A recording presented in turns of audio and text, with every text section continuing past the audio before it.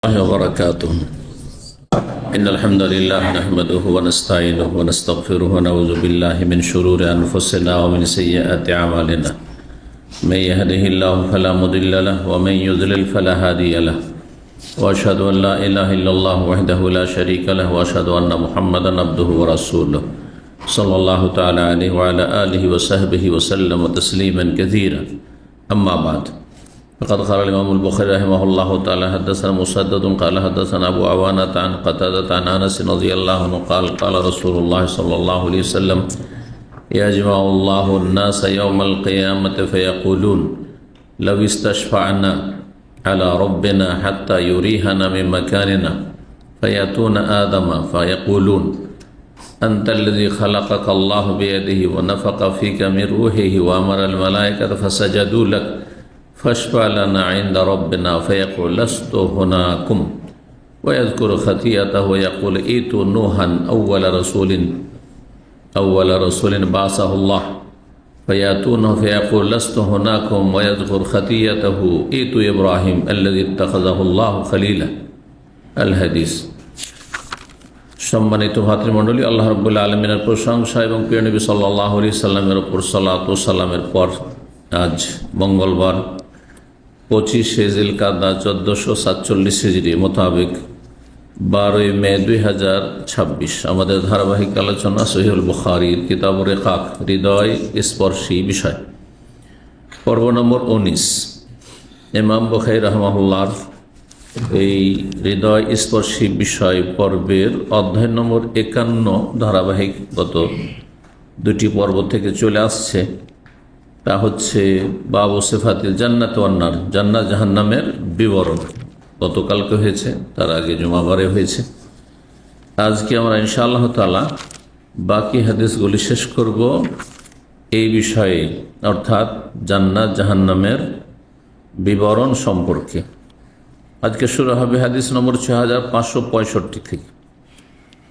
বলছেন ইমাম বুখারী রাহিমাহুল্লাহ যে আনাস রাদিয়াল্লাহু তাআলা আনহু সাহাবী থেকে বর্ণিত, তিনি বলেন কালা রাসূলুল্লাহ সাল্লাল্লাহু আলাইহি ওয়াসাল্লাম, রাসূলুল্লাহ সাল্লাল্লাহু আলাইহি ওয়াসাল্লাম বলেছেন ইয়াজমাউল্লাহুন নাসা ইয়াউমাল কিয়ামাহ, মহান আল্লাহ কিয়ামতের দিবসে সমস্ত মানুষকে একত্রিত করবেন, সমবেত করবেন। কোথায়? বিচার দিবসে হাসরের মাঠে। সেখানে মানুষ বড়ই কঠিন অবস্থার সম্মুখীন হবে। ফায়াকুলুন, তখন তারা আপোষে এই বিপদ থেকে মুক্তি লাভের জন্য এবং তাড়াতাড়ি হিসাব হয়ে একটা সমাধান হয়ে যাক, এই কষ্ট থেকে মুক্তি পেয়ে যায় জান্নাতীরা জান্নাত, জাহান্নামীরা জাহান্নাম। তখন তারা আপোষে বলা বলি করবে লাবিস্তাশফানা আলা রাব্বিনা, যদি আমরা সুপারিশ কামনা করি আল্লাহ রাব্বুল আলামিনের কাছে কারো মাধ্যমে, কোনো নবী রসুলের কাছে যাই আর তাকে সুপারিশী হিসাবে, সুপারিশকারী হিসাবে আল্লাহর সামনে পেশ করি, সেই নবীকে বলি যে আল্লাহর কাছে একটু সুপারিশ করেন, শাফাআত। এই শাফাআত যেটি হাসরের মাঠে শাফাআত হবে বিচার হিসাব সম্পূর্ণ করার জন্য, যাতে বিচার হিসাব হয়ে যায় তাড়াতাড়ি।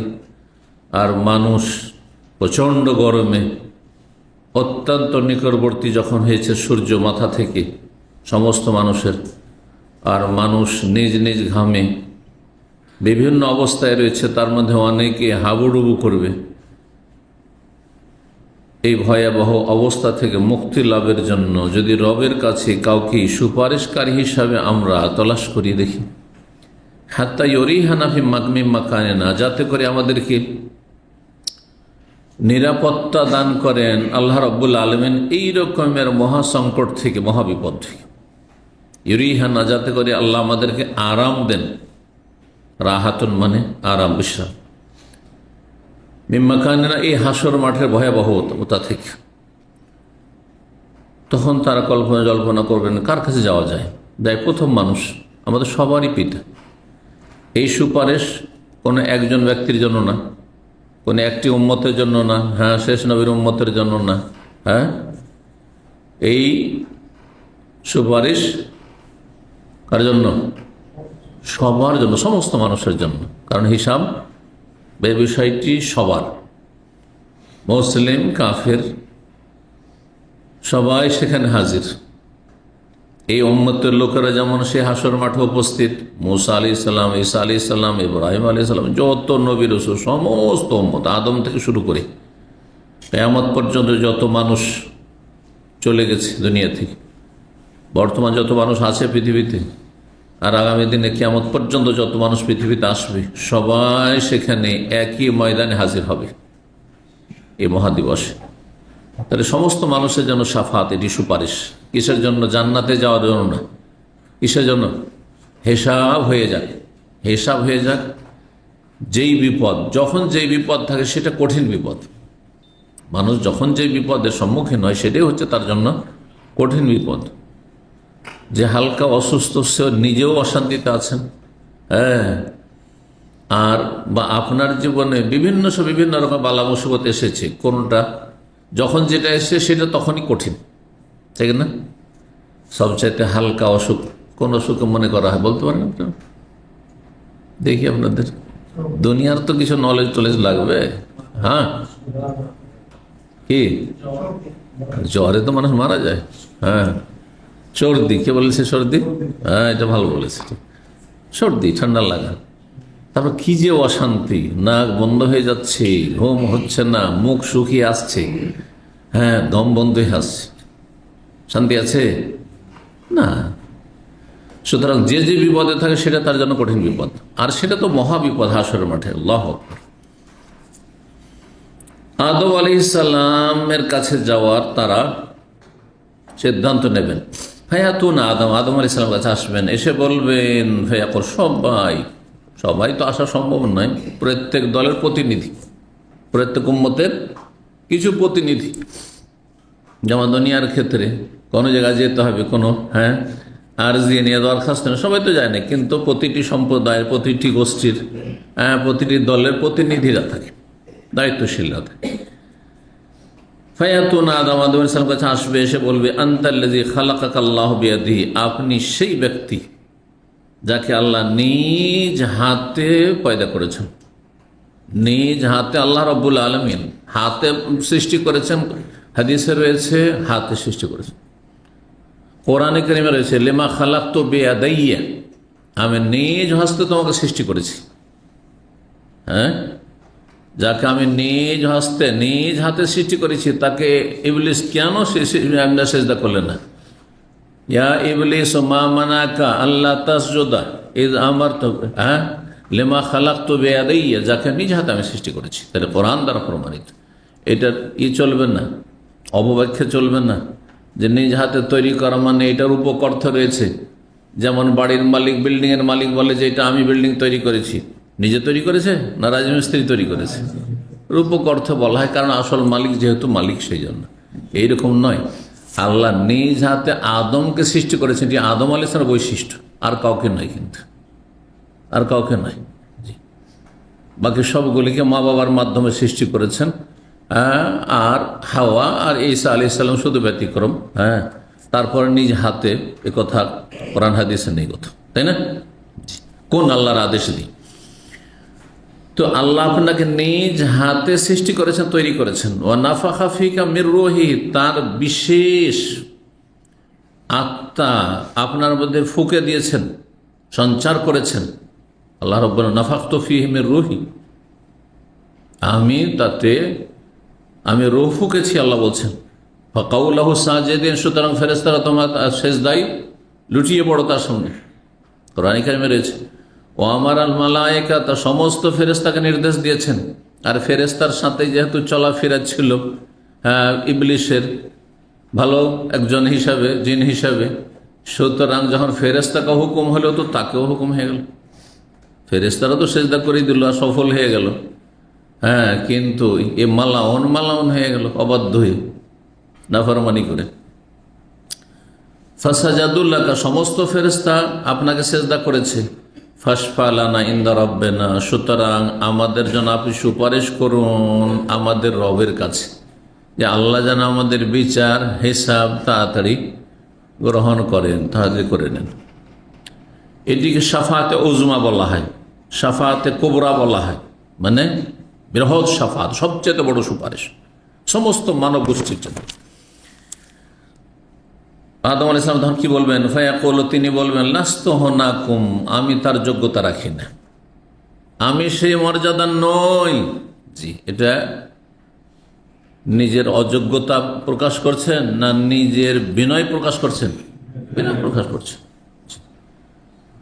বিনয় হওয়া উচিত মানুষকে।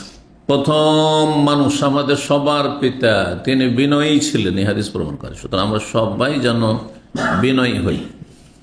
যতই আমাদের মধ্যে ভালো কিছু থাক না কেন, যতই বাহাদুরি থাক না কেন, কিন্তু আমাদের বিনয়ী হইতে হবে। ওয়াজকুর খাতিয়াতাহু, নিজের ভুলের কথা, নিজের খাতিয়া মানে গোনা হয়, খাতা বা খাতিয়া ভুল, অপরাধ, গোনা বলতে পারেন, গোনার কথা বাহ্যিক।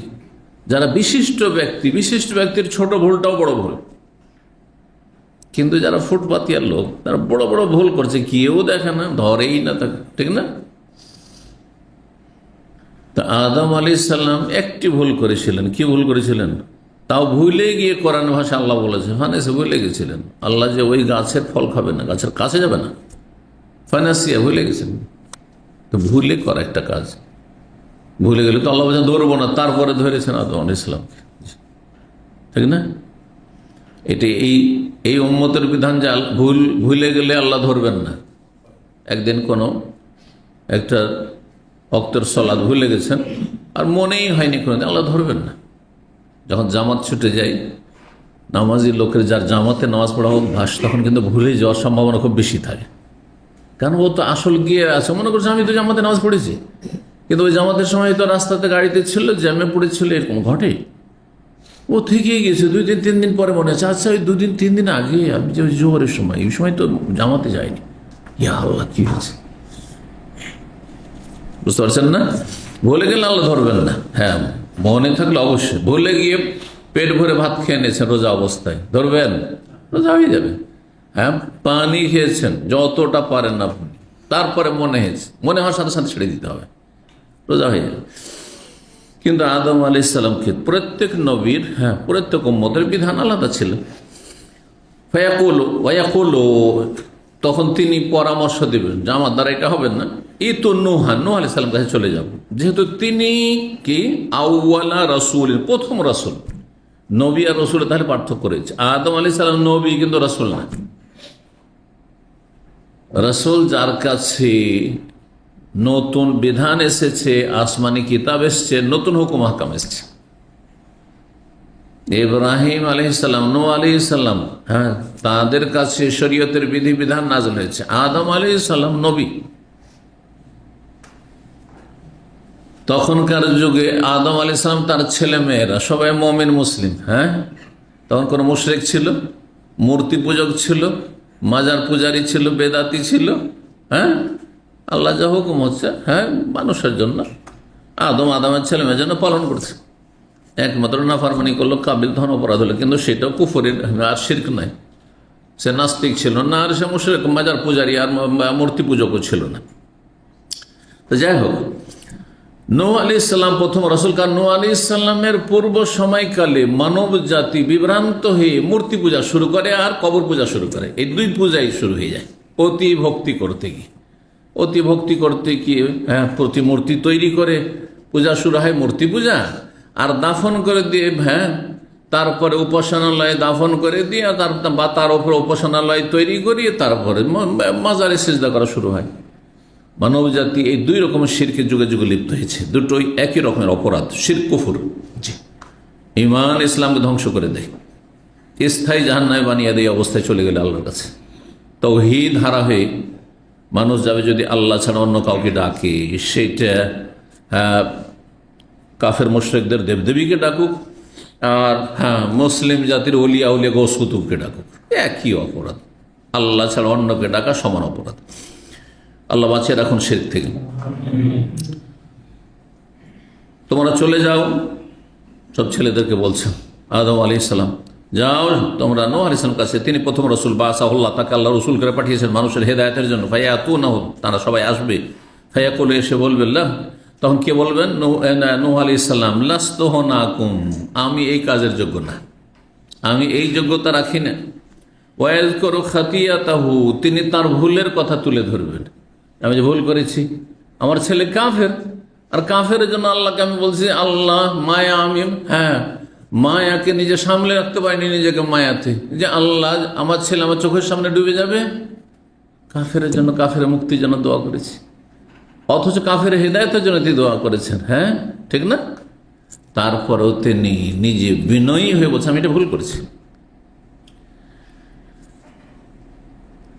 তো কি করো? তো ইব্রাহিম, চলে যাও ইব্রাহিম আলাইহিস সালামের কাছে, আল্লাযী ইত্তাখাযাহুল্লাহু খালিল, যাকে আল্লাহ অন্তরঙ্গ বন্ধু খলিল হিসাবে গ্রহণ করেছেন। দুইজন মানুষকে, দুইজন রাসূলকে শুধু আল্লাহ খলিল হিসাবে গ্রহণ করেছেন, ইব্রাহিম খলিলুল্লাহ আলাইহিস সালাতু ওয়াস সালাম আর মুহাম্মদ খলিলুল্লাহ আলাইহিস সালাতু ওয়াস সালাম। কথা বোঝা গেছে? ইন্নাল্লাহ ইত্তাখাযানি খালিলা কামা ইত্তাখাযা ইব্রাহিমা খালিলা, নবী সাল্লাল্লাহু আলাইহি হাদিস। আল্লাহ আমাকে ওইভাবে খলিল হিসেবে, অন্তরঙ্গ বন্ধু হিসাবে গ্রহণ করেছেন যেমন ইব্রাহিম আলাইহিস সালামকে আল্লাহ গ্রহণ করেছেন। যতগুলি বন্ধুত্বের স্তর আছে, সবচেয়ে উচ্চ স্তর হচ্ছে খলিলের স্তর, অন্তরঙ্গ বন্ধু। এখান থেকে খেলাল, দাড়ির খেলাল, দাঁতের খেলাল, দাঁতের খেলাল মানে কি? দাঁতের ফাঁকে ফাঁকে ঢুকিয়ে দেওয়া, ওই খড়িকে ঢুকিয়ে দেওয়া। তো এখান থেকে খলিল শব্দ এসেছে যে এমন ভালোবাসা, এমন ভালোবাসা দুইজনের, হ্যাঁ, সে আল্লাহর সাথে ইব্রাহিম আর রাসূলুল্লাহ সাল্লাল্লাহু আলাইহি ওয়াসাল্লামের হোক, অথবা আপনার বলতে পারেন এ হচ্ছে আমার সাদিক। সাদিকটা বলছেন না দেশে এসে, কে ভালো সাদিক? হ্যাঁ, সাদিক মানো ফ্রেন্ড, আর রফিক মানো ফ্রেন্ড, হাবিব মানো ফ্রেন্ড, আর খলিল মানো ফ্রেন্ড। বোঝা গেছে? কিন্তু খলিল মানে এত ভালোবাসা, এত ভালোবাসা যে একজনের ভালোবাসা আর একজনের, হ্যাঁ, রক্তে মাংসে একাকার হয়ে গেছে খেলালের মতো, যেমন আঙ্গুলের খেলাল করা ঢুকিয়ে গেছে। বুঝতে পেরেছেন? এইখান থেকে হচ্ছে খুল্লাতুন থেকে এই খলিল শব্দটি রয়েছে। জি, ফায়াতুনাহু, তার কাছে লোকের আসবে, এসে বলবে যখন তারা, তখন তিনি বলবেন লাস্তু হুনাকুম, আমি সুপারিশের যোগ্য না, এত বড় গুরু দায়িত্ব আমি নিতে পারবো না। তিনি বলবেন যে না, আমারও ভুল রয়েছে। ওয়াজকুর খাতিয়া, তার ভুলের কথা তিনি উল্লেখ করবেন। কি ভুল? যে আমি যে, হ্যাঁ, তিনটি কথা কি বলেছি? বাহ্যিক অবাস্তব বলেছি। এটি ভদ্র ভাষা, শুনে রাখেন ভালো করে, ভদ্র হতে শিখেন ভাষার ক্ষেত্রে। অবাস্তব, তার প্রতিশব্দে হচ্ছে মিথ্যা। একটা লোক আপনাকে কোনো কথা বলছে, যদি ওকে বলেন হ্যাঁ ভাই আপনি মিথ্যা কথা বলছেন, রাগে 5 হয়ে যাবে, মারামারি শুরু করে দিতে পারে। বলেন একটা আরবিকে জানতে কাজব, দেখেন কি অবস্থা হয়, তাই না? কিন্তু যদি বলেন যে এটি অবাস্তব কথা, হাজা খেলাফুল ওয়াকে, হ্যাঁ, অবাস্তব মানে হচ্ছে খেলাফুল ওয়াকে, যেটা প্র্যাকটিক্যাল, বাস্তব তার পরিপন্থী, বাস্তব পরিপন্থী বিষয় দিলেন ভদ্র ভাষা, বুঝলো না, মাইন্ড করলো না অনেক সময়, বুঝছেন না? জি, এই উদাহরণগুলো অনেক ক্ষেত্রে রয়েছে, আমি এর আগে বিভিন্ন উদাহরণ দিয়েছি। কিন্তু তো অবাস্তব কথা, আমি যেহেতু নবীর শানে, ইব্রাহিম আলাইহিস সালামের শানে, সেজন্য কি বললাম, কথাগুলি তিনটি কথা তিনি বাহ্যিক অবাস্তব বলেছিলেন, হ্যাঁ, কিন্তু আসলে বাস্তব, তাই না? কে বলতে পারে তিনটি বিষয়? ইব্রাহিম আলাইহিস সালাম তিনটি কথা বলেছে, এটি বাস্তব পরিপন্থী। কে বলতে পারে? হাত তোলেন। হ্যাঁ, মূর্তি ভেঙে দেওয়ার পরে যখন জিজ্ঞাসা করা হয় তখন কি বলেছিলেন? বাল ফাআলাহু কাবীরুহুম হাযা ফাসআলুহুম ইন কানু ইয়ানতাকুন, তাদের বড় করেছে, ওরা ভাবলো তাদের বড় মানে বড় দেবতাটা করেছে, আর ওই বড় দেবতাটাকে রেখে দিয়ে ওর কাঁধে, হ্যাঁ, কোড়ালি রেখে দিয়েছে, যে দেখো ওই যে কাঁধে করে নিয়ে আসে, ওই মেরেছে। ওরা ওইটা বুঝলো, কিন্তু উনি বলেছে তাদের বড়, তাদের বড় আমি। ওরা কথা বলতে পারে না, নড়তে পারে না, কিচ্ছু করতে পারে না, আমি ভাঙতে পেরেছি, আমি তাদের বড়। তাদের যে বড় সে ভেঙেছে, বুঝলেন? মিথ্যা নয় আসলে, এটাকে তৌরিয়া বলা, ঘুরিয়ে পেঁচিয়ে কথা বলে একটু, বুঝলেন আপনি একরকম, কিন্তু আমি নিয়ত করলাম আর একরকম। আর আরেকটি, স্ত্রীকে বোন বলেছেন, সবাই বোন, ভাই বোন, ইন্নামাল মুমিনুনা মুসলিম, ভাই বোন। হ্যাঁ, দিনী বোন দিনী ভাই নাই, মুসলিম হইলে ভাই বোন, ঠিক আছে। আর এমনি সাকিম ফাঁকাল এনেছেন, যখন বলেছ মেলাতে যেতে হবে, চলো আমাদের পূজার মেলা আছে, এরকম যদি পরিস্থিতির শিকার হন, পূজার মেলা আছে, বুঝলেন ভাই অসুস্থ, শরীর অসুস্থ না তো মানসিক অবস্থা আমার খারাপ, মন অসুস্থ, কারণ তোমাদের শিরক কুফরি পাপের ওপর আমি অসন্তুষ্ট, এর জন্য আমি রোগী হয়ে গেছি এই অশান্তিতে। কথা বোঝা গেছে? যে অসুস্থ অবশ্যই।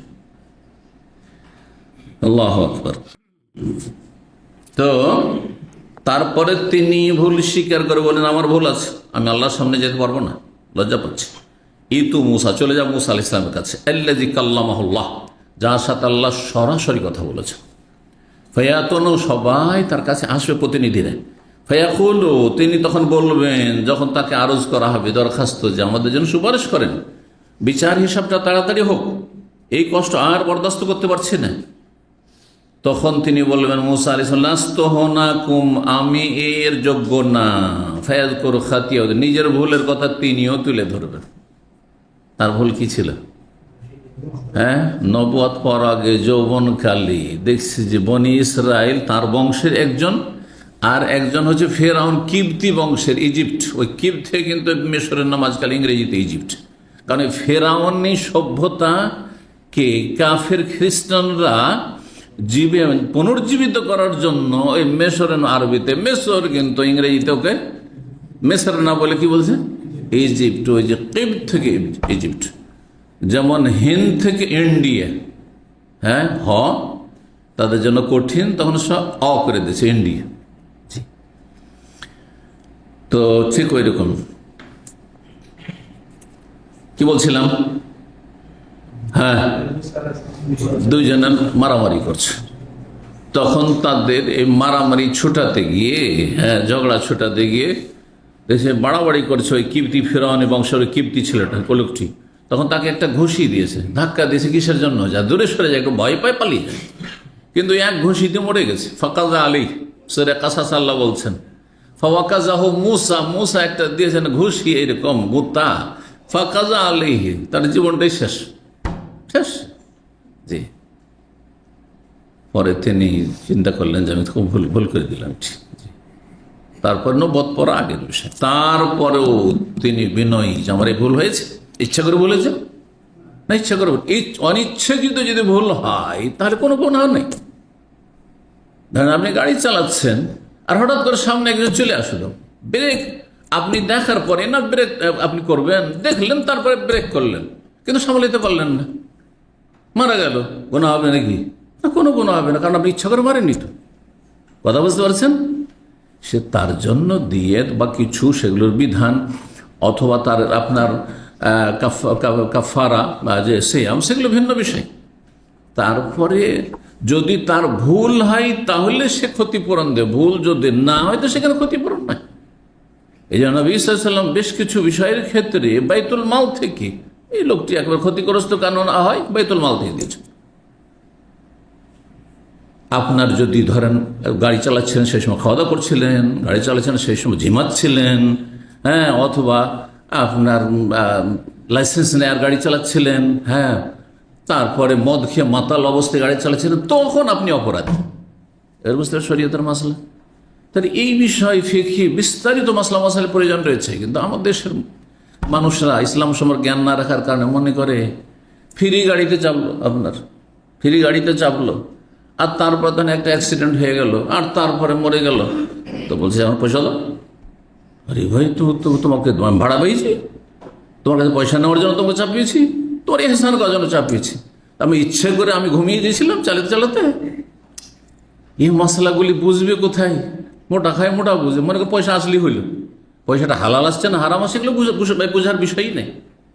এরকম বহু মশলা আমাদের দেশের মানুষরা বুঝে না। আমানত রাখা আমার কাছে 10,000 রিয়াল, আর আল্লাহ না করে আমার কাছ থেকে চুরি হয়ে গেল, হারিয়ে গেল, যে না আপনার কাছে রেখেছি দেন, আমাকে বলুক আর না করুক, আপনাদের কাছে রাখলে চাইবে, ছাড়বে না। অথচ আপনি তার উপকার করেছেন। আপনার কোন গরজ ছিল যে সে আমানত আপনি রাখবেন? কোন গরজ ছিল না আপনার? তার গরজ ছিল। কথা বুঝতে পেরেছেন? হ্যাঁ, তবে যদি প্রমাণ করতে পারে যে না, নিজের টাকা পয়সা ঠিকই হেফাজতে রেখেছি কিন্তু আমারটা নিয়ে অবহেলা করেছে, তাহলে তখন ক্ষতিপূরণ দিতে হবে। তাই শরীয়তের মশলা মশলার জ্ঞান রাখতে হবে, কিন্তু আমাদের দেশের মানুষের কোনো জ্ঞান নেই, এগুলো কোনো জ্ঞান নেই। জি, যাই হোক, যেটা বলতে চাইছিলাম যে মূসা আলাইহিস সালাম যদি তার হাতে একজন মারা যায়, নিহত হয়, তো কোনো অপরাধ ছিল? ইচ্ছা ছিল কি করা, তাদের ঝগড়া মিটিয়ে দেয় এবং তাকে ধাক্কা দেয়। একজনকে ধাক্কা দিলে আর পড়ে গেল, আর তারপর তার হার্ট অ্যাটাক হয়ে গেল, মরে গেল। তা আপনার কি দোষ তাতে? আপনি তো ইচ্ছা করে মারেননি তাকে, ইচ্ছা করে মারেননি তাকে। সুতরাং আপনি তো খুনি না।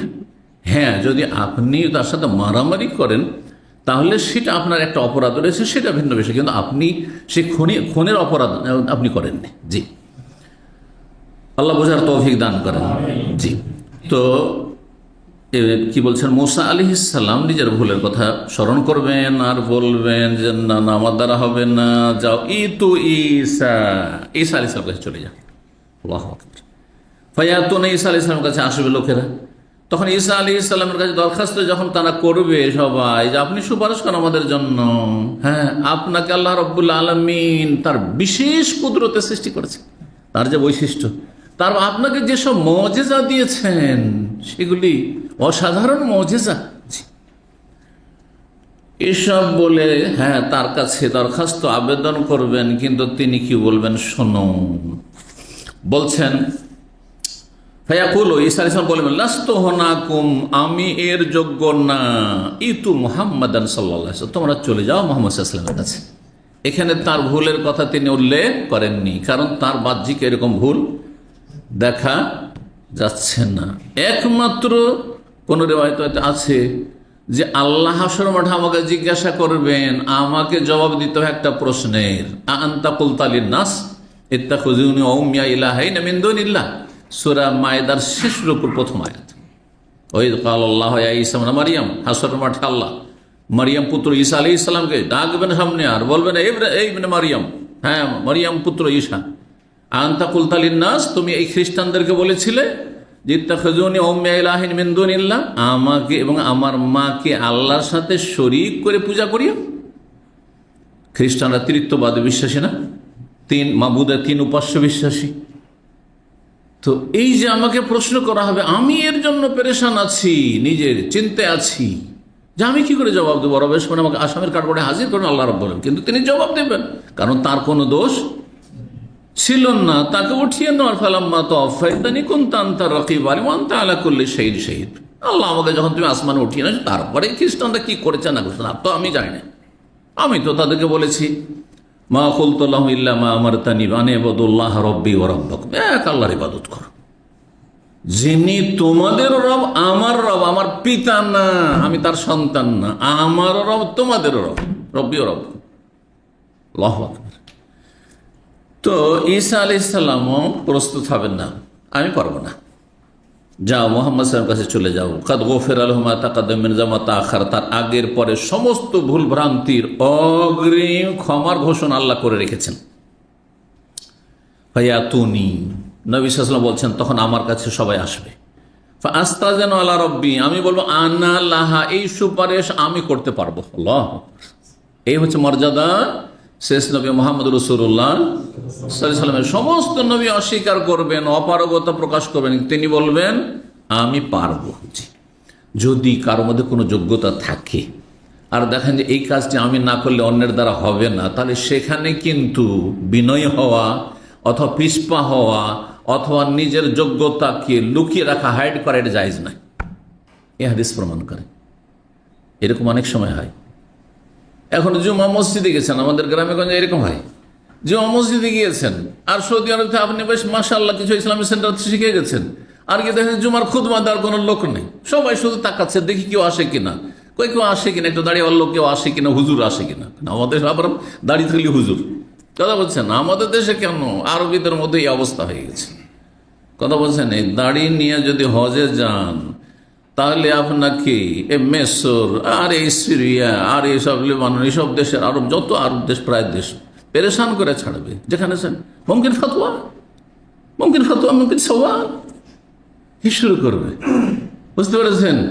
অথচ হয়তো আপনার পেটে কোনো এলেম নেই, বিদ্যা নেই। দাড়ি সবার জন্য ওয়াজিব, কিন্তু জাহিলরা মনে করে যে দাড়ি শুধু হুজুরের জন্য ওয়াজিব। বুঝতে পেরেছেন? যার ফলে মহা মুশকিল। যদি বলেন যে না আমি ফতোয়া দিতে পারবো না ভাই, তো বলছে লেসলে আনতা, এত জাহেলের জাহেল, এত মূর্খ। বুঝতে পারছেন? যাই হোক, হাস্যকর এরকম পরিস্থিতি হয়েছে সেজন্য বলছি। জি, দাড়ি দেখে বিচার করে, যার যত বড় দাড়ি সে তত বড় মনে হয় আল্লামা, হ্যাঁ মুফতি তত বড়। তো যাই হোক, কি বলছিলাম, নবী সাল্লাল্লাহু আলাইহি ওয়াসাল্লাম বলবেন যে ফায়াতুনি ফাস্তাযিনু আলা রাব্বি, তখন রবের কাছে আমি অনুমতি চাইবো। তাহলে সুপারিশ মানে কি? আমাদের দেশের মানুষ ইটটা আবার বুঝে না। সুপারিশ মানে গায়ের জোর দেখা, হ্যাঁ গাজর আমি মনে করে, হ্যাঁ গাজর আমি মনে করে। আর আরে নবীর ক্ষেত্রে তো মনে করা, তো মনে করলে তাও তো একটু না হয়, যদিও এটা ঠিক নয়, কিন্তু যাক তা নবী। কিন্তু এই পীর ভণ্ড বেদাতিরা বলছে হাসরের মাঠে আপনাদের কোনো চিন্তা নেই, মুরিদ হয়ে যান, আমাদের পীর সাহেব কিবলা বড় বড় জাহাজ নিয়ে এসে সবকে নিয়ে চলে যাবে একেবারে। কথা বুঝতে পেরেছেন?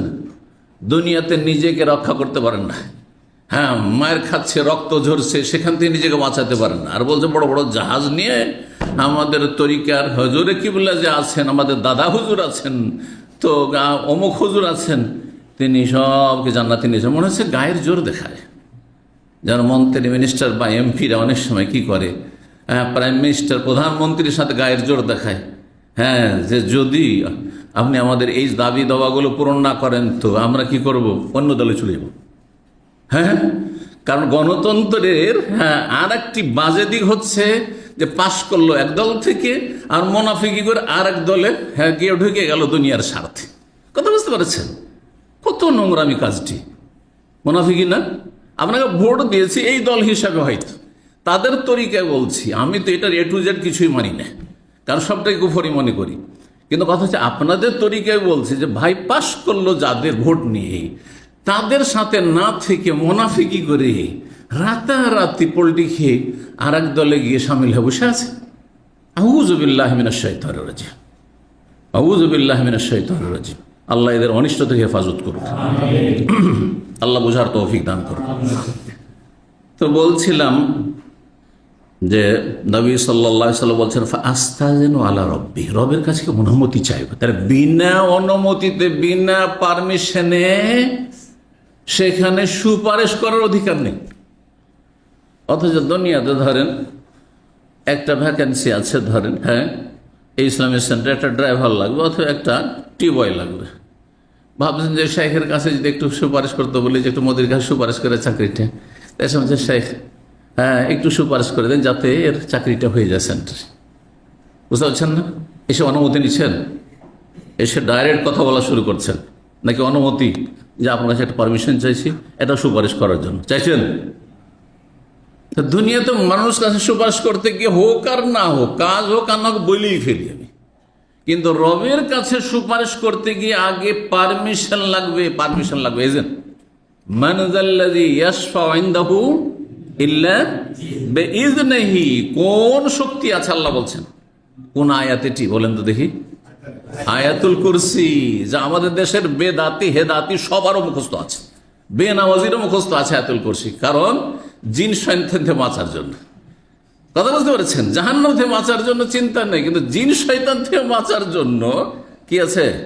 আয়াতুল কুরসি ঠিক মুখস্থ আছে। এই আয়াতুল কুরসির দলিল মান যাল্লাযী, কে আছে সে, ইয়াশফাউ যে সুপারিশ করবে, ইনদাহু আল্লাহর নিকটে, ইল্লা বিইযনিহি তার অনুমতি ছাড়া, তার পারমিশন ছাড়া। তা নবী সাল্লাল্লাহু আলাইহি ওয়াসাল্লাম অনুমতি চাইবেন আল্লাহর কাছে যে আল্লাহ তোমার কাছে অনুমতি চাইছি একটি দরখাস্ত করার জন্য। সুপারিশ কি জিনিস শুনে রাখেন, কারণ সুপারিশ সম্পর্কে আমাদের দেশের বেদাতি সমাজই বেশি, আর তাদের মোল্লার সংখ্যা বেশি। তারা মনে করে যে গায়ের জোর দেখানো বা বল প্রয়োগ করা, চাপ সৃষ্টি করা, চাপের মুখে ফেলা, ঠিক না, এগুলো মনে করে। শুনে রাখেন, যদি এরকম মনে করে তো এটি কুফরি কথা, শিরক, আল্লাহর সাথে তার নবীকে শরীক করে দিলেন। আল্লাহর উপর যদি কারো বল প্রয়োগ চলে, চাপ সৃষ্টি করা চলে, তাহলে আল্লাহ সেখানে কি হয়ে যাচ্ছেন? দুর্বল হয়ে যাচ্ছেন, কোণঠাসা হয়ে যাচ্ছেন, চাপের মুখে চলে আসছেন। আমি অনেক সময় চাপের মুখে চলে আসতে পারি, কারণ আমার স্বার্থ আপনার সাথে জড়িত আছে। এটা সুপারিশ করতে বললেন আর যদি না করি, অথবা একটা কাজ করে দিতে বললেন আর না করি, তো মনক্ষণ নেহার দেখাই করবেন না আপনি আমার সাথে। অথচ মেলা কাজে আসছিলেন, কিন্তু রব কি এমন নাকি? রবের বান্দা গোলাম আমিও, রবের বান্দা নবী রসুল সবাই, বুঝতে পেরেছেন? তো আল্লাহর কাছে অনুমতি ছাড়া কোনো সুপারিশ হবে না। আচ্ছা, অনুমতি যেমন সুপারিশ, যে সুপারিশ করে তার ক্ষেত্রে যে তুমি সুপারিশ করার যোগ্যতা রাখো না রাখো, পারমিশন, কার জন্য তুমি সুপারিশ করে সেটারও পারমিশন লাগে। এরা যখন পারমিশন পেয়ে গেল, তখন একটা কাফের নাস্তিকের জন্য সুপারিশ করে বসলো, একটা মুশরিক মাজার পূজারীর জন্য সুপারিশ করে ফেললো। না না না না, সেখানেও ওয়ালা ইয়াশফাউনা ইল্লা লিমান ইরতাদা, আল্লাহ রাকাতে বলছেন, যারা সুপারিশের অনুমতি পাবে তারা সুপারিশ করতে পারবে না, একমাত্র কার জন্য পারবে? যার জন্য আল্লাহ পছন্দ করবেন যে ঠিক আছে এর কথা বলতে পারে। এ চোর ছিল, এ বাটমার ছিল, এ হারাম খেয়েছে, এই অন্যায় করেছে, এই কাজ করেছে, কিন্তু সে মুসলিম ছিল, বোঝা গেছে? তার জন্য, কাফের জন্য কোনো সুপারিশ নেই। সেজন্য আর এক আয়াত নেন, কোরআনে কারীমে আল্লাহ বলছেন সূরা মুদাসসিরে, ফামা তানফাহুম শাফাআতু আশ-শাফিঈন, সুপারিশ, কোন সুপারিশকারীর সুপারিশ তাদের কাজে আসবে না। কার জন্য কাজে আসবে না? কাফের জন্য আসবে না। অমুসলিমের জন্য কোনো সুপারিশ নেই। তারপরে নাস্তিকের জন্য কোনো সুপারিশ নেই। আকীদার মুনাফিক, বিশ্বাসের মুনাফিকের জন্য সুপারিশ নেই। তারপর ঈমান ভঙ্গ করেছে যে কোনো কারণে, ঈমান ভঙ্গকারীর জন্য কোনো সুপারিশ নেই। মুশরিক, মাজার পূজার, মাজারে সিজদাকারীর জন্য কোনো সুপারিশ নেই।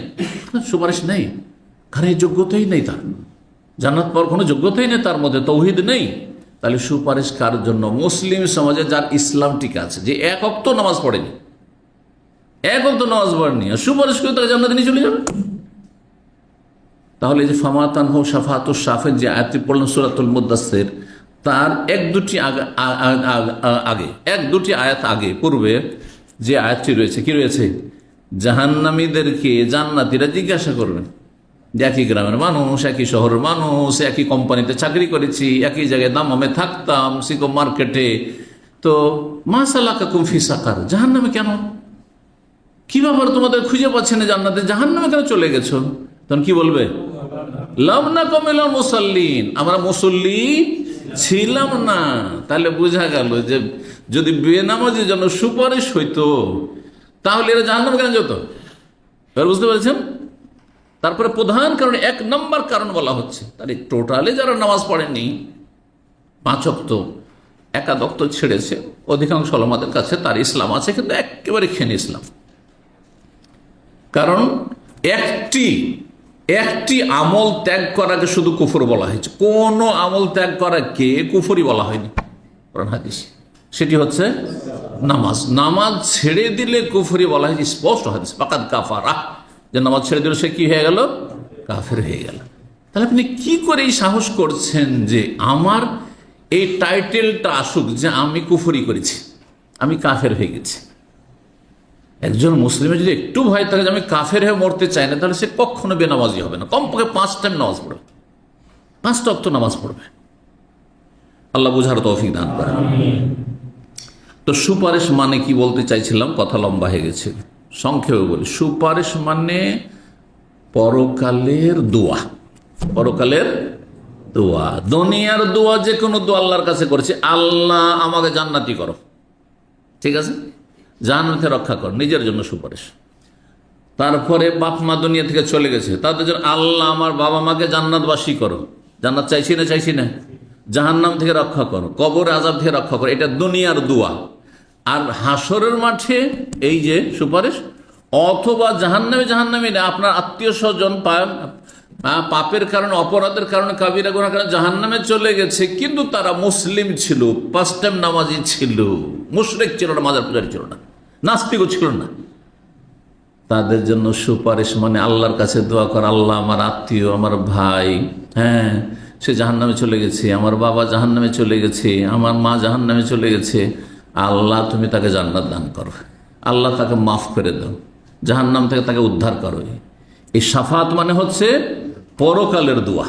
সহজ ভাষায় দুনিয়ার দোয়াকে দোয়া বলি, আর আখেরাতের দোয়াকে কি বলা হয়? শাফাত, সুপারিশ বলা। জি, দুনিয়ার দোয়াটাও এক ধরনের সুপারিশ।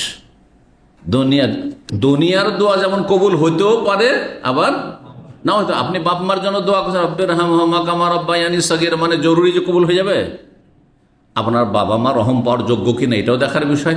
আর আপনার দোয়াতে যোগ্যতা আছে কিনা, আপনার দোয়া কবুল হওয়ার যোগ্যতা আপনার মধ্যে আছে কিনা এটাও দেখার বিষয়। ঠিকই তেমনি হাসর মাঠে আপনি সুপারিশ করবেন আপনার মধ্যে যোগ্যতা আছে কিনা, আর আপনার বাবা মা যে অপরাধ করে গেছে বা আপনার প্রিয়জন যে অপরাধ করেছে তার জন্য সুপারিশ করছে, আল্লাহ গো আমার অমুক প্রিয়জন জাহান্নামে চলে গেছে, জাহান্নাম থেকে উদ্ধার করো, সে সেখান থেকে মুক্তি পাওয়ার যোগ্যতা রাখে কিনা, মানে এমন অপরাধ যেটা ক্ষমাযোগ্য। শিরক কুফরি ক্ষমাযোগ্য নয়, কথা বোঝা গেছে না?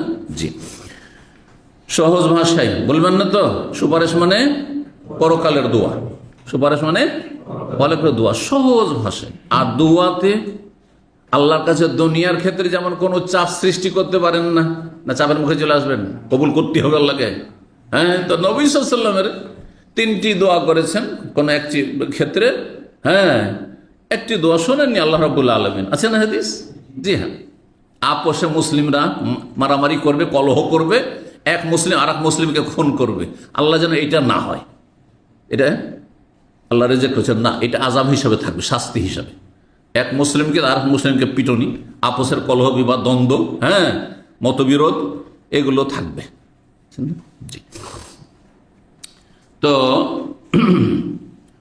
নবী সাল্লাল্লাহু আলাইহি সাল্লাম বলছেন, আমি রবের কাছে অনুমতি চাইব, ফায়দা রাইতুহু, যখন আমি আল্লাহকে দেখতে পাবো। তাহলে আল্লাহকে হাসর মাঠে নবী সাল্লাল্লাহু আলাইহি সাল্লাম দেখবেন, আর আমরাও দেখব, জান্নাতে দেখব, জান্নাতে আমরা দেখব। হাসর মাঠে দেখবেন কিনা? দেখবেন, সেখানেও দেখবেন। জি,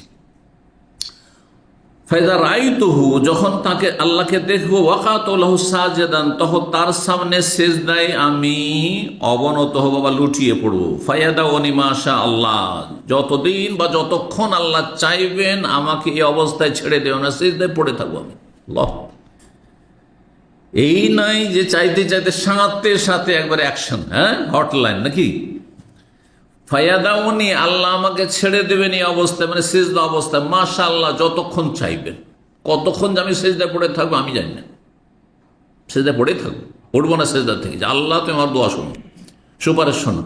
সুম্মা ইউকালু লি, তারপর আমাকে বলা হবে আল্লাহর পক্ষ থেকে, ইরফা রাসাক, কোন রিওয়ায়াতে রয়েছে, ইয়া মুহাম্মদ, হে মুহাম্মদ সাল্লাল্লাহু আলাইহি ওয়াসাল্লাম, তুমি তোমার মাথা উঠাও সিজদা থেকে। ওয়াসালতু, তার চাও তোমাকে দেওয়া হবে, কি চাইছো চাও দেওয়া হবে, যা চাইবে দেওয়া হবে। ওয়াকুল, আর বলো, ইউসমা, তোমার কথা শোনা হবে। ওয়াসফা, সুপারিশ করো, তোসাফা, তোমার সুপারিশ গ্রহণ করা হবে, কবুল করা হবে। ফার ফর আসে, তখন আমি মাথা উঠাবো। ফা আহমদ রব্বি বেতাহমিদিন, তারপরে মাথা উঠি আমার রবের আমি প্রশংসা গুণগান করব, এমন এমন প্রশংসার বাক্য দিয়ে, ইউ আল্লিমনি, যা আল্লাহ আমায় তখন শিখিয়ে দেবেন। তার মানে আল্লাহ রাব্বুল স্পেশাল কিছু দোয়া গুণগান, হ্যাঁ আল্লাহর কি করবেন তখন শিখিয়ে দেবেন নবী সাল্লাল্লাহু আলাইহি ওয়াসাল্লামকে, যে এইভাবে তুমি আমার কাছে দোয়া করো। দোয়া সিজদায় পড়ে দোয়া করেছেন, সিজদা থেকে উঠো আবার আল্লাহর প্রশংসা গুণগান। সুম্মা আশফা, তারপর আবার সুপারিশ করবো।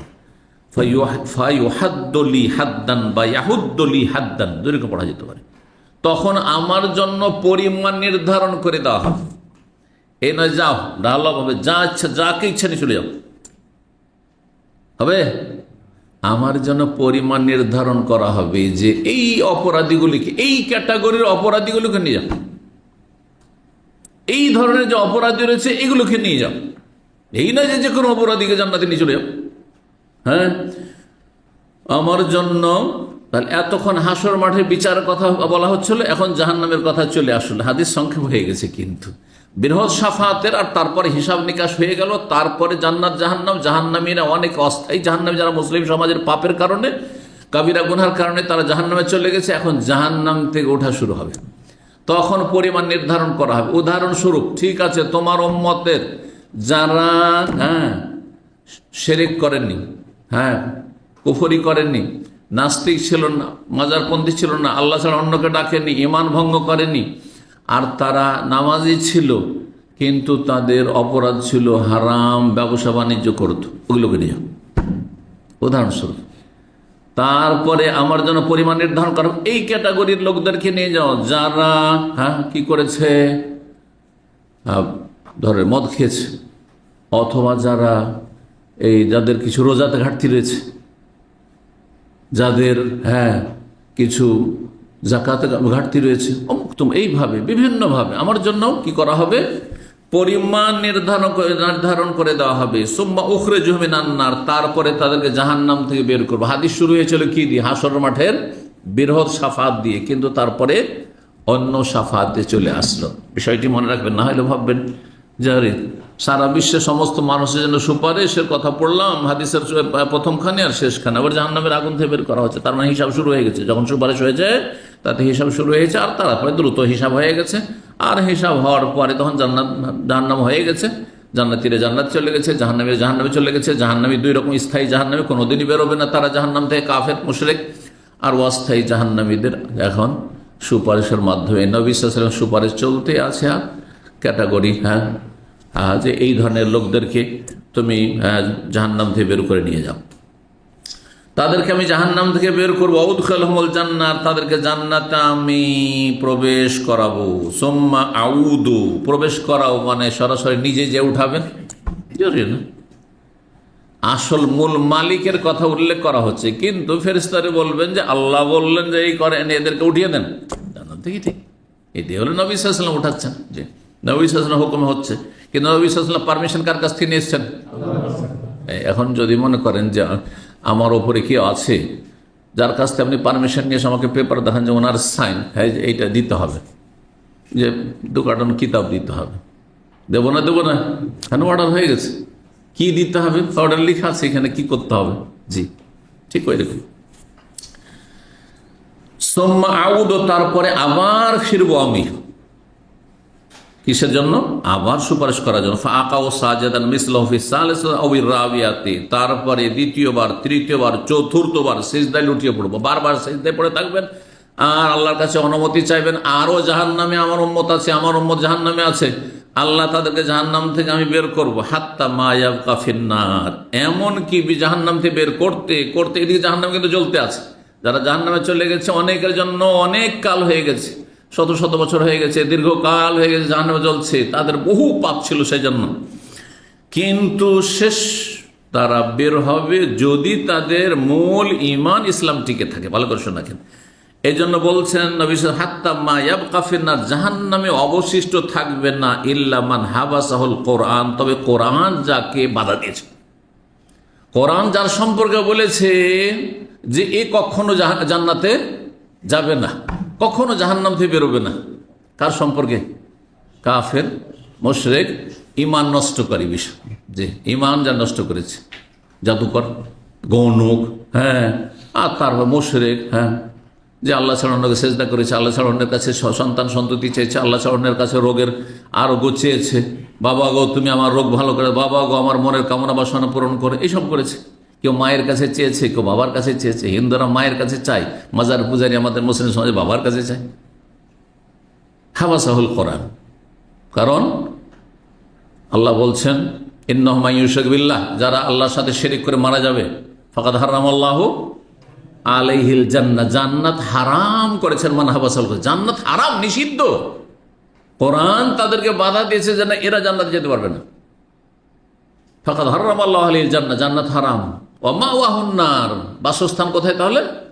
জাহান্নামে। ওয়া মা লিয-যালিমিন মিন আনসার, এরা এত বড় জালেমের জালেম, যারা কাফের মুশরিক মারা গেছে, বড় কুফরি করে, বড় শিরিক করে, এদের জন্য কোনো আনসার নেই, মানে সাহায্যকারী, সুপারিশকারী নেই, কোনো সুপারিশ এদের জন্য চলবে না। কাতাদা যে বর্ণনাকারী হাদিসের, তিনি এই কথাটি বর্ণনা করার সময় বলতেন হাবাসাহুল কোরআন, কোরআন যাদেরকে জান্নাতে যেতে বাধা দিয়েছে। এর মানে কি বলছেন? এই ওয়াজাবা আলাইহিল খুলুদ, অর্থাৎ কোরআনে যাদেরকে স্থায়ী জাহান্নামে বলা হয়েছে। ওমা হুম বিখারিজিনা মিনান নার, কখনো জাহান্নাম থেকে তারা বেরোবে না।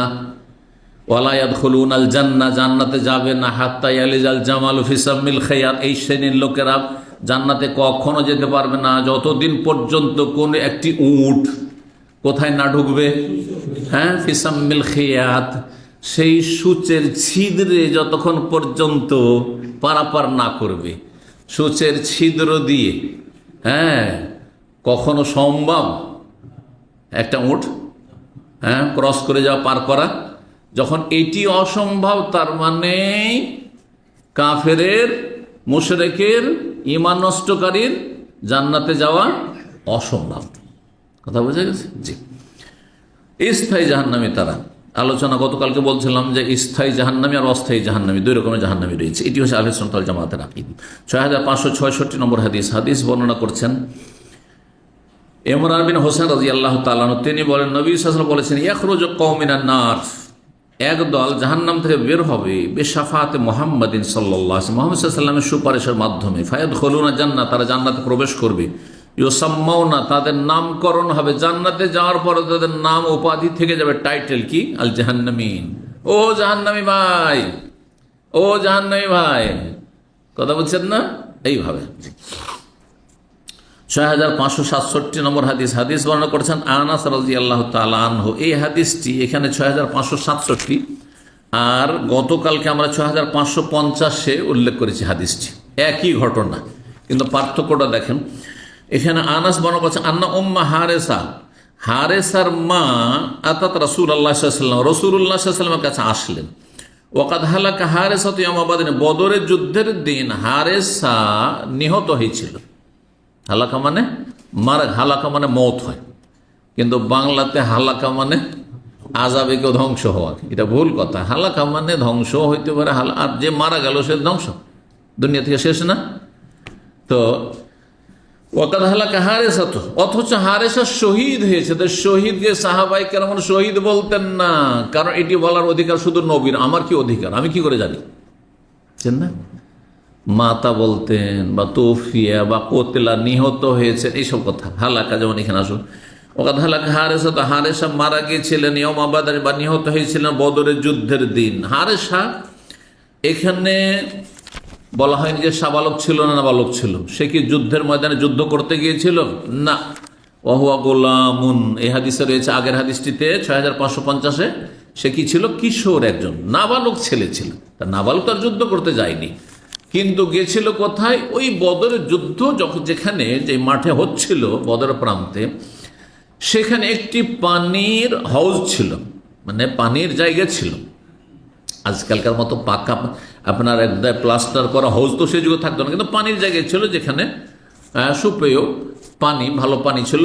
বাচ্চাটি পানি পান করার জন্য সেখানে গিয়েছে। তো যখন রণক্ষেত্রের যুদ্ধের ময়দানের কাছাকাছি গিয়েছে, কোন একটি অজ্ঞাত পরিচয় তীর এসে আঘাত করেছে তাকে। কার যে তীর কেউ দিশা পেল না, কোন দিক থেকে তীরটা এসে পড়ে গেল, আর ছেলেটার একবার ঠিক এখানে লেগেছিল, অন্য রিওয়ায়েতে রয়েছে। আর তারপরে ছেলেটি মারা যায়, মারা যায়। এখানে ওই কথাটি এসেছে যে অজ্ঞাত পরিচয় তীরে এই হারেসা রাদিয়াল্লাহু তাআলা আনহু তিনি নিহত হয়েছিলেন। আসাবাহু গারবু সাহমিন, অন্য রিওয়ায়াতে রয়েছে সাহমুন গারবুন। সাহমুন মানে তীর, আর গারবুন মানে অজ্ঞাত, তার ছোড়নেওয়ালা কে যে তীর ছুঁড়েছে সেটা জানা যায়নি। ফাকালাত ইয়া রাসূলুল্লাহ, হারেসার মা বলে, হে আল্লাহ রসুল, কাদ আলিম তামকে হারেসাত মিন কালবি, আপনি জানেন যে আমার অন্তরে হারেসার কত মায়া মমতা। ফাইন কানা ফিল জান্নাহ, যদি সে আমার ছেলে জান্নাতে যায়, লাম আবকি আলী, তাহলে কান্না করব না, আমি কান্না করব না। আগের রাত্রে কি রয়েছে যে আসবেরু, আমি সবর করব, ধৈর্য ধারণ করবো, আল্লাহর কাছে নেকির আশা রাখবো যে আমার ছেলে শাহাদাতের মর্যাদা পাবে। যদি জান্নাত চলে যায়, আর যদি জান্নাত না যাওয়া, ইল্লা যদি এমনটা না হয় জান্নাত আমার ছেলে না যেতে পারে, সওফা তারা মা আসনাও, তাহলে আপনি দেখতে পাবেন যে আমি কি করি। মানে এমন কান্না করব যে ইতিহাস হয়ে থাকবে, এমন কান্না কাঁদবো যে ইতিহাস হয়ে থাকবে। ফাকাল আল্লাহ, তখন নবী সাল্লাল্লাহু আলাইহি ওয়াসাল্লাম তার প্রশ্ন শুনি, ছেলে নাবালক ছেলে, তারপরে একজন কোন শত্রুর তীরে, অজ্ঞাত পরিচয় ব্যক্তির তীরে সে নিহত হয়েছে, তো শহীদ, আশা করা যে সে শহীদ। তারপরে নবী সাল্লাল্লাহু আলাইহি সাল্লাম জিহাদের ময়দানের কাছে সে ছেলেটি পানি পান করতে গেছে, আর এই অবস্থায় সে মারা গেছে আঘাত লেগে। অথচ মা সন্দিহান, বলছেন যদি জান্নাত না যায় তাহলে দেখতে পান আমি কি করি, কত কান্না করি। ফাকাল আল্লাহ, তখন নবী সাল্লাল্লাহু আলাইহি ওয়াসাল্লাম তার সান্ত্বনা জোরে বলে, হাবেলতে, তুমি কি জ্ঞান শূন্য হয়ে গেছো? বিবেক শূন্য হয়ে গেছো? যেমন আমরা কালকে বলছিলাম না, মাথা খারাপ হয়েছে, পাগল আপনি। জি, এইভাবে।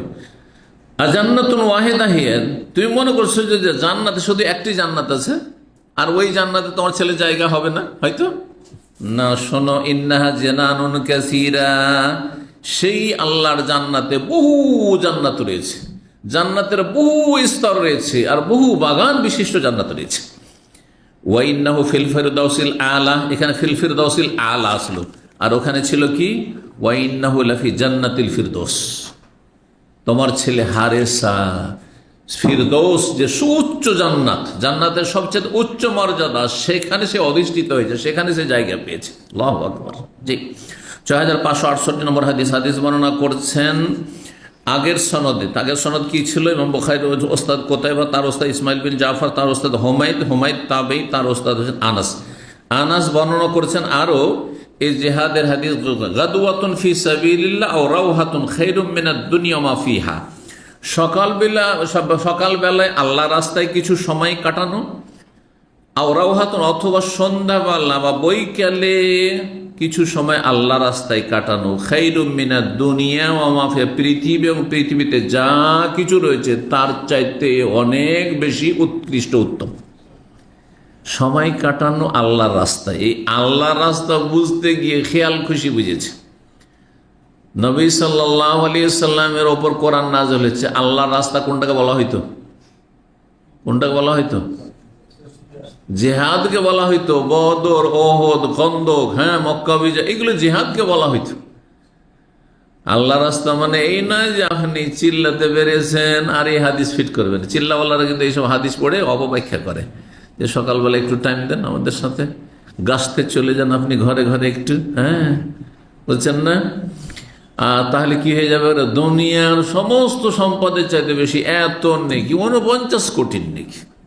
এইসব মোটা মোটা অঙ্ক শুনে মানুষ পাগল হয়ে যায়। সারা জীবন পাপ করে, বিশেষ করে যারা সারা জীবন সুদ খেয়েছে, ঘুষ খাওয়া অফিসার ছিল, বিভিন্ন হারাম খেয়েছে, হারাম ব্যবসা বাণিজ্য করেছে, বহু পাপ করেছে, বড় বড় শিক্ষিত, জান্নার শিক্ষিতরা আজকাল তবলিগি চিল্লায় কেন এসে লেগে যায়? এই কারণে যে এত মোটা অঙ্কের নেকি কেউ দিতে পারবে না, এই তবলিগি ভাইরা ছাড়া, এই ভাইরা ছাড়া আর কেউ দিতে পারবে না। সেই জন্য এসে লেগে যায় সুবিধাবাদী, যে শর্টকাটে জান্নাত যাবো। সারা জীবন হারাম খেলাম, পাপ করলাম, জাহান্নামে যাওয়ার কাজ করলাম, শেষখানে গিয়ে ব্যাস শর্টকাটে জান্নাত চলে যাবে। এসব জালিয়াতি করে হয় না কাজ। তো আল্লাহর রাস্তা মানে জিহাদের পথে, জিহাদের ময়দানে, হয় জিহাদের ময়দানে আছেন, না হয় জিহাদের রাস্তায় যাচ্ছেন আপনি, অথবা জিহাদ ফিরে আসছেন। এটাই এক নম্বর। যখন আজকাল সশস্ত্র জিহাদ নেই, তখন বলতে পারেন যে এলমের রাস্তায়, দিনে এলম হাসিল করছেন, অথবা দিনে এলম কাউকে শিখাচ্ছেন, আপনি ইসলাম শিখাচ্ছেন অথবা শিখছেন, তখন আল্লাহর রাস্তায় আছেন।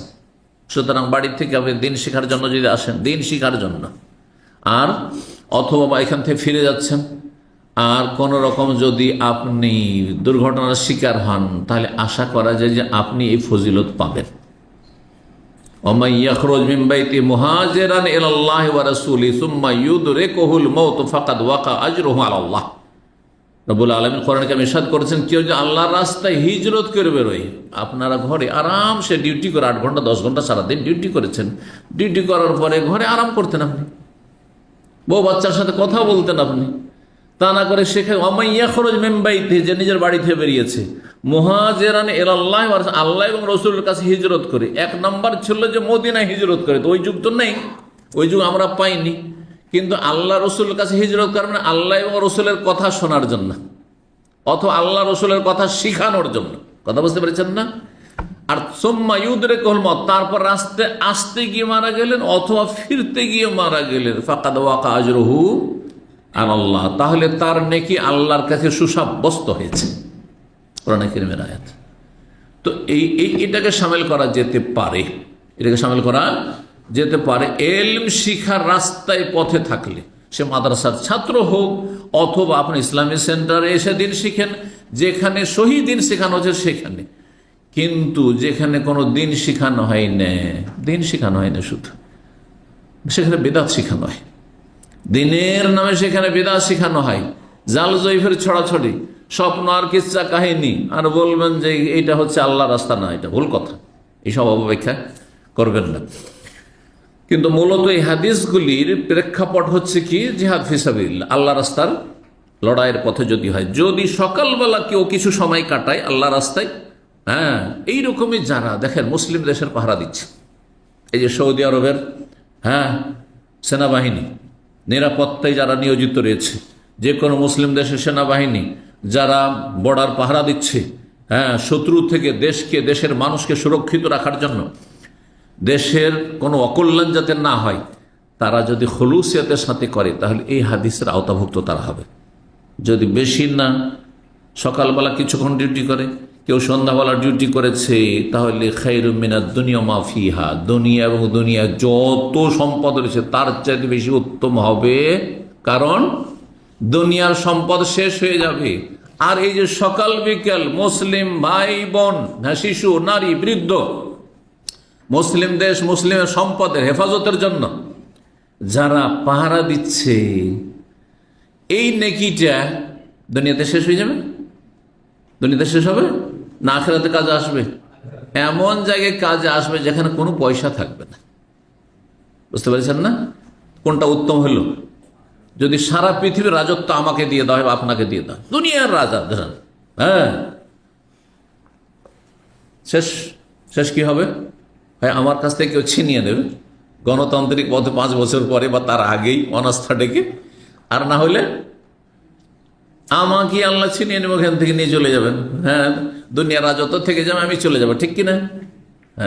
কিন্তু আপনি সকাল বিকাল আল্লাহর রাস্তায় যে সময়টুকু দিয়েছেন, আপনি দেশের হেফাজতের জন্য হোক, আল্লাহর না দিনের হেফাজত, ইসলামের হেফাজতের জন্য হোক, আর কোরআন সুন্নাহর প্রচার প্রসারের জন্য হোক, কোরআন সুন্নাহর শিক্ষা পঠনের জন্য হোক, এটির সওয়াব কোথায় পাবেন আপনি? দুনিয়া শেষ হয়ে যাবে, আখিরাতে পাবেন আপনি। সেই জন্য দুনিয়া এবং দুনিয়া যা কিছু সব কিছু উত্তম হচ্ছে সকালবেলা কিছু সময় দাও অথবা সন্ধ্যাবেলা কিছু সময় দাও। সুতরাং যেসব ভাইরা 1 ঘন্টা, সোয়া ঘন্টা হয়তো দিন শিখছেন, আবশুরু, আপনাদের জন্য সুসংবাদ, এই হাদিসটি আপনাদের জন্য। কথা বুঝতে পারছেন না? কিন্তু নির্ভেজাল শিখতে হবে, খাঁটি জিনিস, আল্লাহ এবং রসুলের কথা, মন গড়া কথা শিখলে হবে না। এমন বেদাতের কথা শিখাচ্ছে, ওখানেও যাচ্ছে না, বলছে না ওইটাও তো ভালো কাজ, না রে ওইটা ভালো কাজ না, আপনাকে জাহান্নামের রাস্তা নিয়ে যা বিভ্রান্ত করছে। জি, সুতরাং আপনাকে নিশ্চিত হইতে হবে, কনফার্ম হইতে হবে যে আপনি সহি দিন শিখছেন কিনা, দলিল ভিত্তিক কোরআন হাদিসের কথা শিখছেন কিনা, এটা দেখার বিষয়। দ্বিতীয় বাক্য, আও মাওদিআ কাদামিন ফিল জান্নাহ, অথবা এইভাবে বলেছেন জান্নাতে একটি পায়ের যে ধাপ, পায়ের ধাপ বুঝেন তো, বা একটি পায়ের জায়গা পরিমাণ, একটি পায়ের মওদে মানে জায়গা, আর কদম মানে কদম তো আমরা বলি, কদম মানে পা, একটি পায়ের জায়গা, জান্নাতের একটি পায়ের জায়গা। কতটুকু জায়গা? জান্নাতের এতটুকু জায়গা, একটা পা কতটা হয়? আধা হাত, 1 বিঘত। জান্নাতের একটা পায়ের জায়গা খায়রুম মিনাদ দুনিয়া মাফিয়া, দুনিয়া এবং দুনিয়া যা কিছু সম্পদ সব কিছুর চাইতে উত্তম। কত মূল্যবান জান্নাত, আর কত বিশাল জান্নাত আপনার কাছে। এতটুকু জায়গার মূল্য যদি এত হয় জান্নাতে, আর জান্নাতে আপনাকে দুনিয়ার কত দেওয়া হবে? সর্বনিম্ন শেষ জান্নাতিও যদি হন তো 10 গুণ। আশা করি শেষ জান্নাতি হবেন না। শেষ জান্নাতি হবে এমন পাপিষ্ট যার সামান্য ঈমান ছিল, সামান্য ঈমান, পাপের বোঝা ছিল। জ্বলতে জ্বলতে জ্বলতে হাজার হাজার বছর জ্বলার পরে, জাহান্নামে জ্বলার পরে সে জাহান্নাম দিয়ে বেরিয়ে আসবে। সর্বশেষ ব্যক্তি, তাকে দুনিয়া এবং দুনিয়ার 10 গুণ দেওয়া হবে। সামনে হাদিস আসছে, তো এই হাদিস হয়ে গেল। ওয়ালাউ আন্না ইমরাতাম মিন নিসাইল জান্নাহ, বলছেন যে জান্নাতি কোন রমণী, অর্থাৎ জান্নাতের কোন হুর, জান্নাতি রমণী মানে জান্নাতের কোন হুর যদি ইত্তালাতিল আরজে, দুনিয়ায় একটু উঁকি মেরে দেখে। জান্নাতকে আল্লাহ খুলে দিলেন বা পৃথিবী খুলে দিলেন, আর জান্নাতের কোন একজন হুর কি করলো? একটু দুনিয়ায় উঁকি মেরে দেখলো, তাকিয়ে দেখলো, তাহলে কি হবে? সামান্য একটু উঁকি মারে কেমন করে? পুরোটা সামান্য একটু দেখে মাথা টেনে নেই, এতটুকু যদি করে লা আযাতমা বাইনাহুমা, তাহলে আসমান জমিনের মধ্যেকার সারা পৃথিবীকে কি করে দিবে? আলোকিত, উজ্জ্বল করে দিবে। সুবহানাল্লাহ। ওয়ালা মালাত মা বাইনাহু রিহান, আর ওই যে একটু উঁকি মেরেছে, এতে আসমান জমিনের মধ্যবর্তী স্থলকে সুঘ্রাণ দিয়ে ভরপুর করে দিবে। এত আতর সুগন্ধি হয়ে যাবে পৃথিবীতে, সব জায়গায় শুধু সুঘ্রাণ আর সুঘ্রাণ, সেন্ট, জান্নাতি সেন্ট। একটা উঁকি দিয়েছে তাতে। ওয়ালা নাসিফুহা ইয়ানিল খিমার খায়রুম মিনাদ দুনিয়া মা ফিহা, এই জান্নাতি রমণীদের গোটা পোশাকের কথা বলেন, শুধু একটি ওড়নার কথা। নাসিফ মানে হচ্ছে খেমার, ইয়ানি অর্থাৎ, ইয়ানি মানে অর্থাৎ, খেমার, নাসিফ মানে ওড়না। এই যে ওড়না থাকে, মহিলারা ওড়না ব্যবহার করে। জান্নাতি হুরের একটি ওড়নার মূল্য কত? খায়রুম মিনাদ দুনিয়া, দুনিয়া এবং দুনিয়ায় যা কিছু রয়েছে সমস্ত কিছুর চাইতে বেশি উত্তম, উৎকৃষ্ট।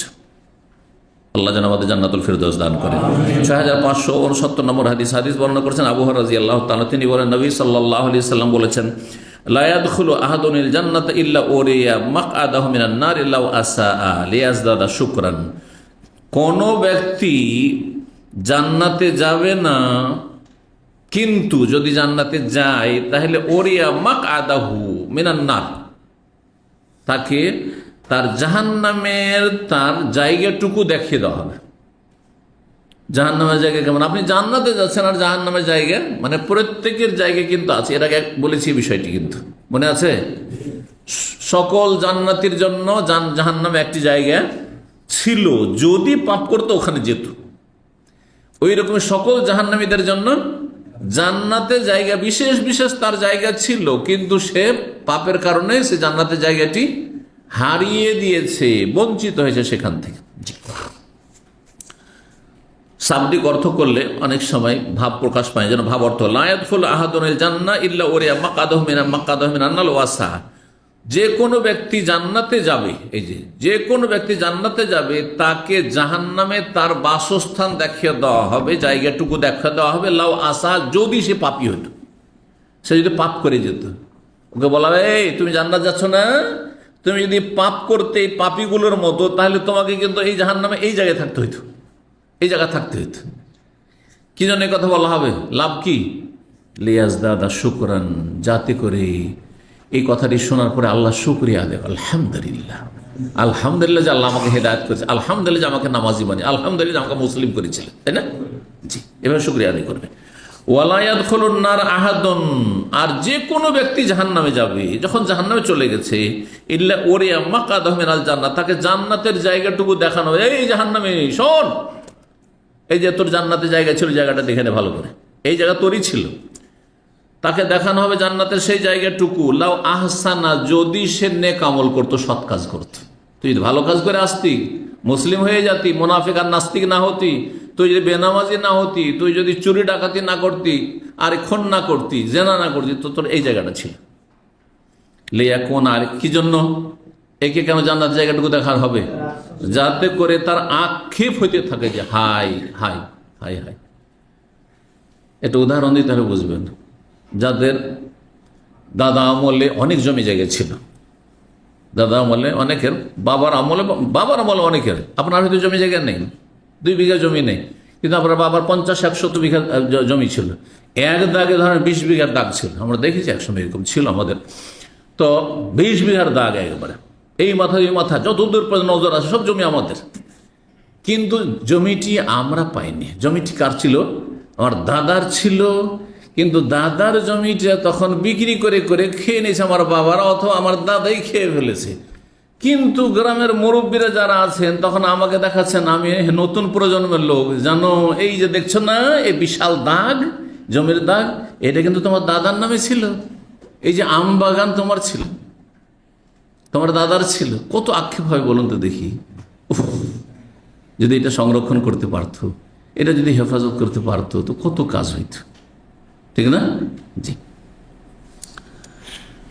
6570 নম্বর হাদিস বর্ণনা করেছেন আবু হুরায়রা রাদিয়াল্লাহু তাআলা আনহু। তিনি বলেন যে কুলতু ইয়া রাসূলুল্লাহ, আমি একদিন বললাম হে আল্লাহর রাসূল, মান আসাদুন নাস বিশাফাআতি ইয়াউমাল কিয়ামা, কিয়ামতের দিনে আপনার সুপারিশ পেয়ে সবচেয়ে বেশি ভাগ্যবান কে হবে? সবচেয়ে বেশি সৌভাগ্যকার হবে? আপনার সুপারিশ পেয়ে কে সবচেয়ে বেশি ভাগ্যবান হবে? কে হকদার বেশি? ফাকালা, তখন নবী সাল্লাল্লাহু আলাইহি ওয়াসাল্লাম বলেন, লাকাদ জানানতু ইয়া আবু হুরায়রা, আমার এটি বিশ্বাস ছিল আবু হুরায়রা, যে আল্লাহ ইয়াসআলানি আন হাযাল হাদিস আহাদুন আউওয়ালা মিন, তোমার পূর্বে অন্য কেউ এই প্রশ্ন করবে না বা করতে পারবে না। কেন? লেমা রায় তো মিন হিরসিকাল হাদিস, কারণ তোমার হাদিস শিখার ক্ষেত্রে বড়ই আমি আগ্রহ লক্ষ্য করেছি। আমি মনে মনে ভাবছিলাম যে এই প্রশ্ন তুমিই করবে, অন্য কেউ, হ্যাঁ, অতদূর পর্যন্ত ব্রেন যাবে না। কিন্তু আবু হুরায়রা নেই বিবি বাচ্চা, নেই বাড়িঘর, নেই কাজকর্ম, ব্যবসা বাণিজ্য, শুধু নবীর কাছ থেকে শিখা মসজিদে নববীতে, আর না খেয়ে সর্বহারা নিঃস্ব হয়ে মসজিদে পড়ে থাকে, মসজিদ নবীতে পড়ে থাকে।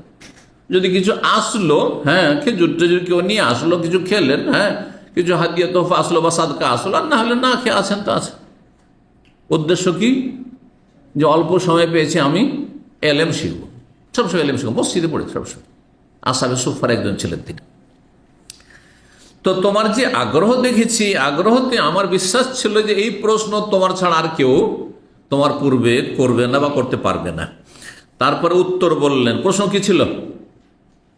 কে আপনার সুপারিশ পেয়ে সবচেয়ে বেশি ভাগ্যবান হবে? ভাগ্যবান কি? সবচেয়ে বেশি ভাগ্যবান। আসাদুন নাস বিশাফাতি, আমার সুপারিশ পেয়ে সবচেয়ে বেশি ভাগ্যবান ইয়াউমাল কিয়ামতের দিনে এমন ব্যক্তি হবে লা ইলাহা ইল্লাল্লাহ, যে বলেছে আল্লাহ ছাড়া কোনো সত্য মাবুদ নেই। ভালো করে অর্থটি মনে রাখেন, অনেকেই জানেন না এর অর্থ। আল্লাহ ছাড়া কোনো মাবুদ নেই, আল্লাহ ছাড়া কোনো মালিক নেই, আল্লাহ ছাড়া কোনো রিজিক দাতা নেই, আল্লাহ ছাড়া কোনো এই নেই সে, না না না না, যা কিছু হয় আল্লাহর তরফ থেকে হয়। আল্লাহ ছাড়া কোনো আইনদাতা, বিধানদাতা নেই। এগুলো সব ফালতু কথা, এগুলো কোনো অর্থ না। হ্যাঁ, এলাহ মানে হচ্ছে মাবুদ। হ্যাঁ, আর মাবুদ যেহেতু 2 রকমের, হক আর বাতিল। আল্লাহর ইবাদত হলে হক, আর যদি দরগা দুর্গার পূজা হয় তাহলে সেটি হচ্ছে বাতিল। সুতরাং কি বলতে হল? লা ইলাহা ইল্লাল্লাহ, আল্লাহ ছাড়া কোনো সত্য মাবুদ, সত্য উপাস্য নেই। তাহলে অন্যরা যে উপাসনা করছে, কেউ গাছের, কেউ তারকার, কেউ সূর্যের, কেউ নক্ষত্রের, কেউ আগুনের, কেউ মূর্তির, কেউ মাজারের, বলছে যে বাতিল, ভ্রান্ত। এটি ইসলাম নয়, এটি আল্লাহর কখনো বিধান নয়। আল্লাহ কখনো শিরকের ধর্ম নাযিল করেন। কিন্তু লা ইলাহা ইল্লাল্লাহ শুধু পড়লেই হবে? শর্ত, শর্ত, একটি শর্ত সব জায়গায় লাগানো আছে। খালিসাম মিন কিবালি নাফসিহি, অন্তরের অন্তরস্থল থেকে, নিষ্ঠার সাথে, খুলুসিয়াতের সাথে যদি বলে। যেই ব্যক্তি আন্তরিকতার সাথে বলবে আল্লাহ তোমার ছাড়া আমার কোনো সত্য মাবুদ নেই, একমাত্র তুমি হচ্ছে আমার মাবুদ, সে ইবাদত করবে না? একেবারে জিরো? আরে ঘাটতি থাকতে পারে, ত্রুটি থাকতে পারে, কিন্তু সর্বনিম্ন কিছু না কিছু তো থাকবে। এই সর্বনিম্ন ইবাদতই হচ্ছে 5 ওয়াক্ত নামাজ। সর্বনিম্ন ইবাদত হচ্ছে কি? 5 ওয়াক্ত নামাজ। ভালো করে রাখবেন, কারণ এই হাদিস থেকে অনেকে বিভ্রান্ত হয় যে তো লা ইলাহা ইল্লাল্লাহ পড়েছে, নামাজ না পড়লে কি হবে? না না, তোমার ইবাদত কই? আপনি বলছেন আল্লাহ তোমার ছাড়া কোনো সত্য মাবুদ নেই, তুমি মাবুদ, তো ইবাদত কোথায়? একজন মানুষ যখন ইসলাম গ্রহণ করে প্রথম কি করি? উজু করে নামাজ পড়তে নিয়ে যায়। হ্যাঁ, এটাই না শিখিয়েছেন নবী সাল্লাল্লাহু আলাইহি সাল্লাম। প্রতিদিনই বলছি বিষয়গুলি, কারণ এগুলো অত্যন্ত গুরুত্বপূর্ণ বিষয়। কারণ আমাদের সমাজে এক শ্রেণীর লোকেরা মনে করে মিলাদ করা যাবে না, শবে বরাত করা যাবে না, নিয়ত পড়া যাবে না, এইটা বিদাত সেটা বিদাত, তাহলে হাদিস, কিন্তু বেনামাজি। আরে ভাই, বেনামাজি তো ফায়দা কি তোমার? এসব বেদাত থেকে বেঁচে কি আর ফায়দা হইল তোমার? তোমার বেনামাজি তো জাহান্নামে যেতে হবে তোমাকে। কথা বুঝতে পেরেছেন? এই জন্য নামাজের গুরুত্বটি অনেক বেশি আমাদের সমাজে দিতে হবে। মানুষ মনে করে যে এই ছেলে এত ভালো ছেলে, বাপ মার দেখাশোনা সারা জীবন তো করলো, ভাই বোন সবগুলিকে মানুষ করলো, সবগুলি বিয়ে শাদী দিল, সবগুলিকে বিদেশ নিয়ে গেল, সবগুলিকে স্বাবলম্বী করলো, সবার জন্য দেখানো বাড়ি করেছে, সবার জন্য। আরে জান্নাত মনে হয় জান্নাত, অথচ বেনামাজির জন্য জান্নাত না। এইসব করে জান্নাত পাওয়া যাবে না যদি আসলটা না থাকে। আসলটা যদি না থাকে, আসল থাকলে বাকিগুলো তখন জান্নাতে আপনার মর্যাদা উঁচা করবে। কিন্তু জান্নাতে যেমন সর্বনিম্ন তৌহিদ, হ্যাঁ, শিরক মুক্ত হওয়া, আর 5 ওয়াক্ত সালাত 17 রাকাত প্রতিদিন অবশ্যই হইতে হবে। আল্লাহ বুঝার তৌফিক দান করেন। 6571 নম্বর হাদিস বর্ণনা করেছেন আব্দুল্লাহ বিন মাসউদ রাদিয়াল্লাহু তাআলা আনহু। তিনি বলেন, নবী সাল্লাল্লাহু আলাইহি ওয়াসাল্লাম বলেছেন, কালান নবী সাল্লাল্লাহু আলাইহি ওয়াসাল্লাম, ইন্নী লা আ'লামু আখির আহলিন নারে খুরুজা মিনহা। আমি জানি সর্বপ্রথম ওই ব্যক্তিকে যে জাহান্নাম থেকে, আমি জানি সেই ব্যক্তিকে যেই ব্যক্তি সর্বশেষ জাহান্নাম থেকে বেরোবে। উল্টা করে দিলাম নাকি? বলছিলাম ইন্নী লা আ'লামু, আমি ভালো করে জানি, আখিরা আহলিন নারে খুরুজাম মিনহা, যেই ব্যক্তি সব শেষে জাহান্নাম থেকে বেরোবে, সব শেষে জাহান্নাম থেকে বেরোবে, সর্বশেষ ব্যক্তি। তারপরে আর কোনো ব্যক্তি জাহান্নাম থেকে বেরোবে না, সব কাফেরগুলো শুধু থেকে যাবে। ওয়া আখির আহলি জান্নাতে দখুলান, তাহলে সব শেষে যখন জাহান্নাম থেকে বেরোলো, তাহলে সব শেষে জান্নাতে প্রবেশকারী হবে, সর্বশেষ জান্নাতি। কে? রাজুলুন, এমন ব্যক্তি সে, ইয়াখরুজু মিনান নার হাবুয়ান, জাহান্নাম থেকে জ্বলে জ্বলে জ্বলে এত ক্ষীণ হয়ে বেরোবে, যদি আল্লাহ তাকে বের করেছেন, কিন্তু এত ক্ষীণ হয়ে গেছে যে সে হাঁটতে পারছেন না, দাঁড়াতে পারছেন না, চলতে পারছেন না, তখন হাবুয়ান, হামাগুড়ি দিয়ে জাহান্নাম থেকে বেরোবে। জাহান্নাম থেকে বেরোবে হামাগুড়ি। বাচ্চারা যে হামাগুড়ি দেয় প্রথম যখন 8 মাস 9 মাস হয়, তখন দেখেন না, হামাগুড়ি দেয়, দৌড় দেয়, হ্যাঁ, হামাগুড়ি দিয়ে। ফায়াকুরুল্লাহ, তখন আল্লাহ বলবে, ইযহাব, যাও, ফাদখুলিল জান্নাত, এখন তোমাকে জাহান্নাম থেকে বের করে যাও, জান্নাতে চলে যাও, যাও জান্নাতে যাও। ফাইয়াতিহা, জান্নাতের কাছাকাছি সে আসবে। ফায়ুখাইয়ালু ইলাইহি, কিন্তু তার মনে হবে, খেয়াল হবে। ইউখাইয়ালু, যে আমরা খেয়াল, আমার খেয়াল এটা হচ্ছে, বলি না আমরা বাংলায়, খেয়াল শব্দটি কিন্তু আরবি শব্দ। ফায়ুখাইয়ালু ইলাইহি, তার ধারণা হবে, দেখে তাকে মনে হবে, আন্নাহা মালআ, যে জান্নাত ভরপুর হয়ে আছে, জান্নাতে কোনো জায়গায় নেই, এত লোকারণ্য। কোনো জায়গায় যদি খুব বেশি বড় গ্যাদারিং থাকে, মেলা জায়গা খালি আছে, কিন্তু মনে হবে সব ফুল হয়ে আছে। মসজিদে নববীতে না, মসজিদে হারামে এই দৃশ্য দেখতে পাবেন। কিন্তু যারা জানে ভালো, তারা কিন্তু জানে যে কিভাবে ভিতরে জায়গা পেতে হবে, বুঝছেন না?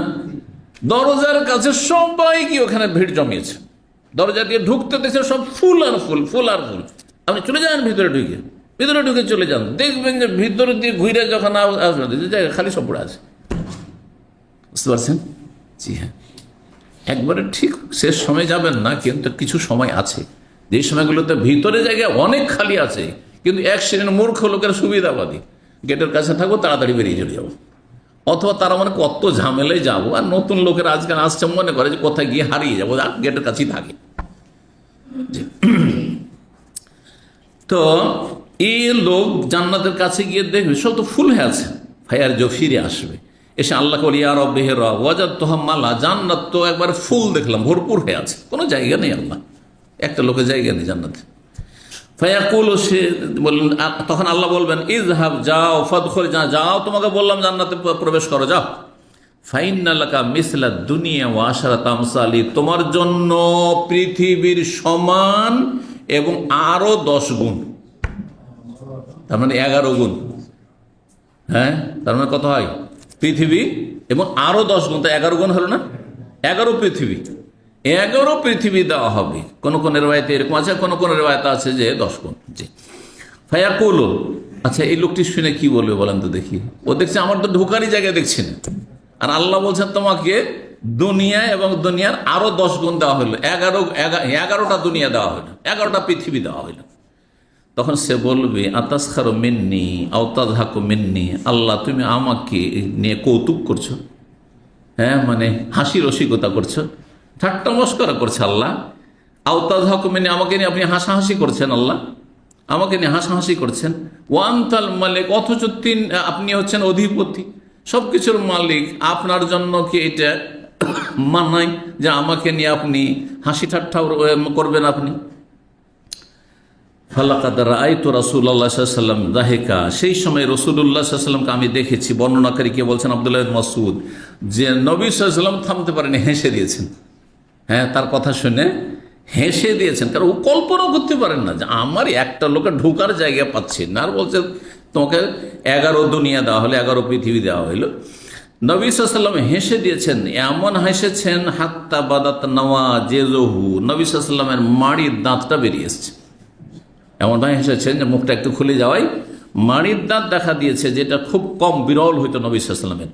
ওয়াকানা ইউকালু, আর বলা হবে এই লোকটি সম্পর্কে, যালিকা আদনা আহলিল জান্নাতে মানজিলাতান, এই লোকটি সবচাইতে নিম্নমানের জান্নাতি, সবচাইতে নিচু শ্রেণীর জান্নাতি। তার রাজত্ব কত বড় হবে? পৃথিবী এবং হ্যাঁ আরো 10 গুণ, পৃথিবী আরো 10 গুণ।